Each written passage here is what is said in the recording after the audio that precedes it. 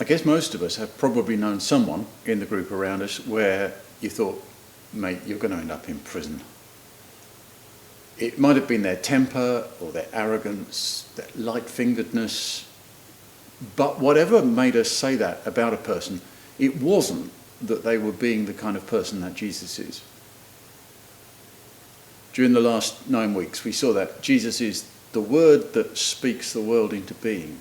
He is fully human, the light of the world, the one who gives the right to become children of God, the teacher, the prophet, the temple, the home of God on earth, the ruler, the Messiah, the one through whom God turns up and takes charge, and the one who, instead of ruling by taking away from people, does so by giving them his Holy Spirit.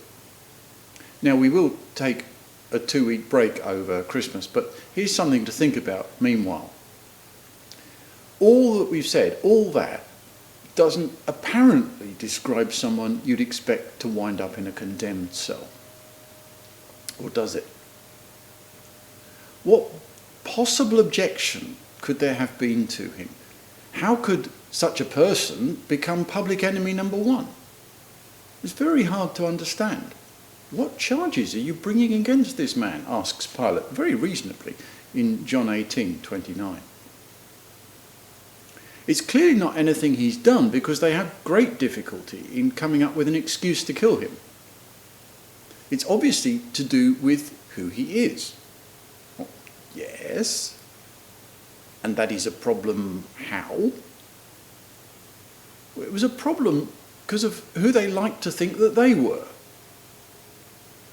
Self-made people don't exist very comfortably alongside of their actual creator.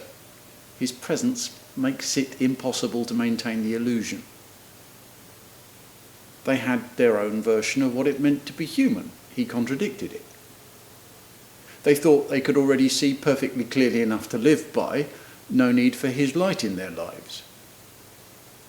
Someone giving you the right to become children of God sounds great unless you thought you already were God's children.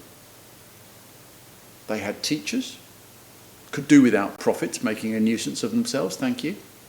They had a wonderful temple. And as far as God taking charge, well, that was their job, wasn't it? And they'd already done all right without the Holy Spirit up until now, so why rock the boat? Jesus was a very real threat to the system. Being who he was, they couldn't continue as they were. So, obviously, to them, Jesus had to go.